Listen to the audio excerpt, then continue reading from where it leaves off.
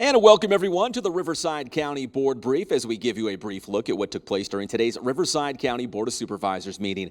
My name is Pep Fernandez, and today's show coming at you a little bit later than normal because today's Board of Supervisors meeting also went a little later than normal. Let's take a look at some video from earlier today, and it was a packed house inside the Riverside County Board of Supervisors chambers. There was a very popular public hearing involving Robertson's Ready Mix as they were seeking vesting rights to expand their mining operation on the 15 freeway just south of Corona. You might be familiar with that area. We heard from county staff. We heard from representatives, not only from Robertson's Ready Mix, but also from the Pechanga tribe. At the end of the day, they decided to move this forward to June 27 to give all parties involved a little bit more time to talk about this. Here's what they decided at the end of the meeting.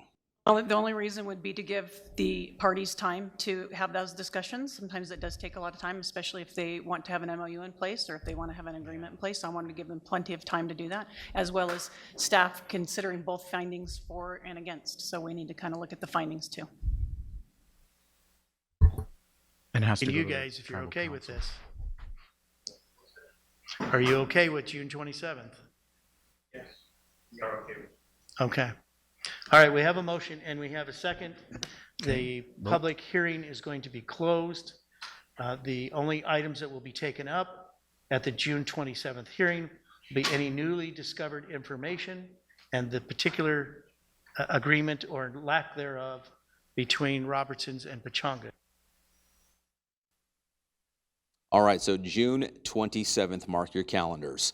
All right, earlier in the board meeting, we had the appointment of the new chief probation officer. Let's take a look at that video, and it is Christopher Wright. And in fact, he was part of the ceremony we're going to talk about a little bit later in the board brief, where we recognize county workers with more than 25 years of service. Christopher Wright, one of those, today officially appointed as the new chief probation officer. And here's what Chris Wright had to say about his new appointment here with the County of Riverside. To the community, I promise you that I will give my best. To my staff, I promise to lead together as we strive for excellence. To the courts and the county, we promise to serve and provide quality services where there is a need. We have our challenges ahead, but I know with great staff and excellent collaborations already established and increasing daily, we can have the impact we have been striving to achieve for years now. Our motto is serving the courts, changing lives, and protecting our community, and I believe our best is yet to come. To sum it up, I must say I've been blessed with so many opportunities to work with at almost all locations with so many great people that I don't have time to thank them all. I would like to thank my executive team for being here today and any of our staff that are in attendance. So I will speak directly to our current and future staff with this one message. Our time is now, and let's go build the best probation department in the state of California. Congratulations to Christopher Wright, the new Chief Probation Officer. We also had a presentation from the Housing and Workforce Solutions Department on a homeless action plan. There is the Director of Housing and Workforce Solutions, Heidi Marshall. She was joined by Greg Rodriguez as well as they presented to the board as they try to identify gaps and address the challenges in finding housing here in Riverside County, and they strategize some solutions going forward as well. Here's a little bit more from Greg Rodriguez talking about the action plans going forward to address those experiencing homelessness in the County of Riverside. And I really want to give a shout out to Mike Walsh and his department because they're already establishing and have established a pipeline of projects. You're all aware of this. You have approved over the last few weeks many projects. We've done a really great job as a county leveraging our project-based vouchers and just Mike and his team's work in assisting developers moving through the process. As you know, it is a complicated process that takes sometimes 8 or 9 sources of funding, and we have an amazing team that does that. What I've noticed in other counties is that they're like housing authorities totally separate from like their homelessness solutions department, which to me just does not make sense because we work in such good synergy together, especially when we're utilizing many of the units within those developments as permanent supportive units. And again, it's some of the homeless vouchers that actually help the funding for those developers. And we also had a couple presentations during the Board of Supervisors meeting today. The first one we want to look at is Military Appreciation Month. Take a look at some video. We had a couple individual veterans that we wanted to highlight as well. That is Artie Allen, United States Marine Corps retired, Master Gunnery Sergeant. We also had Donald Farmer, retired from the United States Air Force. He was a colonel. Both of them talking about their experience in the military as well as how their wives were also involved. Take a listen.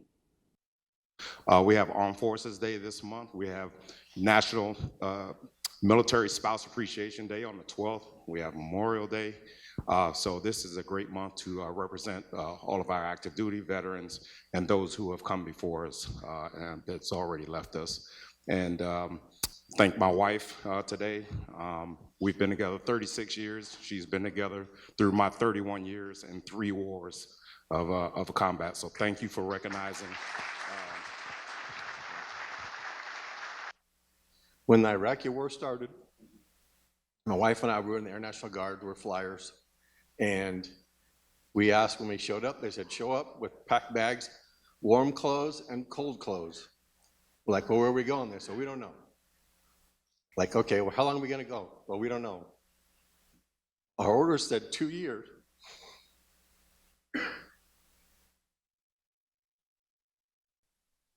Thank you, Donald and Artie, for your service. And the other presentation we had today during the meeting was county service workers. Let's take a look at some videos. We're highlighting County of Riverside workers who have been with the county for at least 25 years. We mentioned the new Chief Probation Officer, Christopher Wright, 25 years. There he is. But how about Arthur Fuentes, 30 years with the County of Riverside. He's from Waste Resources. Today, they were highlighting individuals from Waste Resources and the Probation Department. Michael Bowers from Human Resources talking a little bit more about the years of service with the County of Riverside and put it in perspective how long it's been for 25 years with the county. I thought about it, I'm like 25 years or more, that's a long time. So I was looking to get some reference. So over 25 years ago, the average gallon of gas was about $1.06. The top 2 TV shows on were ER and Friends.